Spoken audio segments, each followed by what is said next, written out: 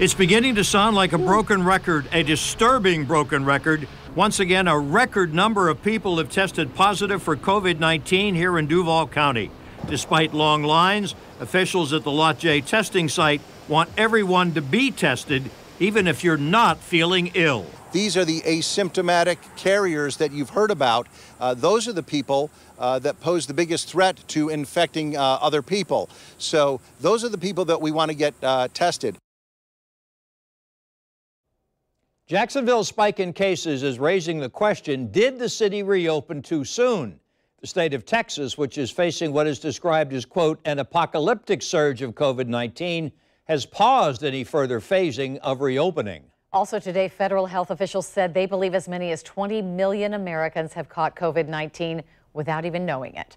Now, here's a look at today's numbers. Florida has now reported a total of 114,018 cases, up 5,004 in the last 24 hours. Duval County is up to 3,724 confirmed cases of COVID-19, an increase of 305 cases since yesterday. That is a new high. And to give you some perspective on the recent growth of cases in Duval County, this chart shows the number of new cases each day going back to late March. Where you see the bars start to spike is the middle of this month.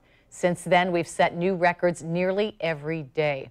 Our reporters are following several new developments on COVID-19. We begin with Jim Piggott, who's joining us live from Lot J to tell us why you're being urged to get tested, even if you don't have symptoms. Jim? Well, let me tell you right now, Lot J, they're finishing up testing people here.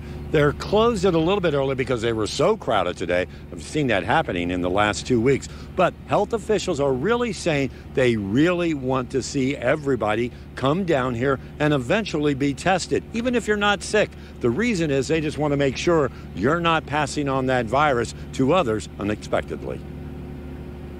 Cars began lining up for testing before Lot J was even open. Kim Pryor was the first in line this morning, arriving at 7:30, though the testing site didn't open until 9. Pryor talked with News4Jax reporter Lena Pringle about her experience. Everyone's very professional. It did take quite a bit of time. I think I was finished up about 10:38, so I guess all in all, only a little over an hour and a half from the time they opened. Pryor's wait time is actually faster than most. Some have said it's taken 4 hours this week to get through the testing procedure. There was a record crowd also at the Legend Center on the north side yesterday, with over 500 people being tested. And today, that site reached capacity just after noon.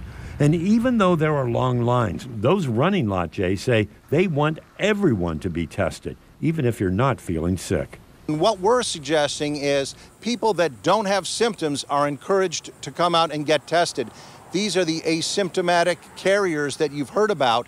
Those are the people that pose the biggest threat to infecting other people. So those are the people that we want to get tested. Of course, if you're sick, we will test you. But really our best advice, if you have symptoms, is to check with your health care provider and follow their directions. Those getting that antibody test, the one that lets you know if you've been exposed to the virus in the past, well, you can get those results right away. In fact, they'll give them to you right there at Lot J.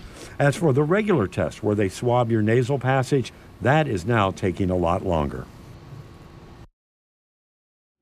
We understand those test results could come back in, say, about 5 days. Some are even saying a week. They're extending the time, again, because of the crowds that we see here.